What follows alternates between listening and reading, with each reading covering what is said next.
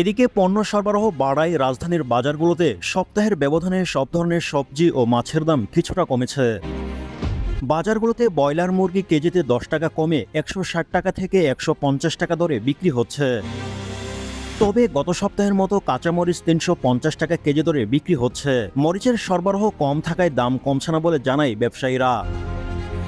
এদিকে রাজধানীর বাজার ঘুরে দেখা যায় গত সপ্তাহের দামেই বিক্রি হচ্ছে কাঁচামরিচ। দাম বাড়তে থাকার কারণে অনেক কাঁচামাল ব্যবসায়ী কাঁচামরিচ বিক্রি বন্ধ করে দিয়েছেন। সরবরাহ কম থাকায় দাম বেড়েছে বলে জানিয়েছেন তারা। সবজি বিক্রেতারা বলেন 1200 থেকে 1500 টাকায় এক পাল্লা 5 কেজি কাঁচামরিচ কিনে 320 টাকা দরে বিক্রি করেও চালান থাকে না তাদের। আর বেশিরভাগ ক্রেতা 10 থেকে 20 টাকার কাঁচামরিচ কিনতে আসেন।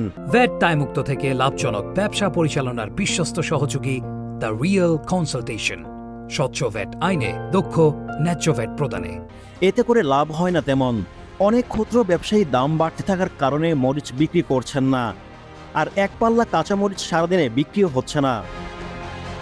এদিকে সপ্তাহের ব্যবধানে সরবরাহ বাড়ায় এসব বাজারে সব ধরনের সবজির দাম স্থিতিশীল রয়েছে। বাজারগুলোতে গ্রীষ্মকালীন সবজি কচুরমুখী 70 থেকে 80 টাকা, বেগুন প্রতি কেজি 60 থেকে 80 টাকা। অন্যদিকে করলা 80 টাকা, কাঁকরোল 80 টাকা, পটল 50 টাকা এবং ঢেঁড়স 50 টাকা।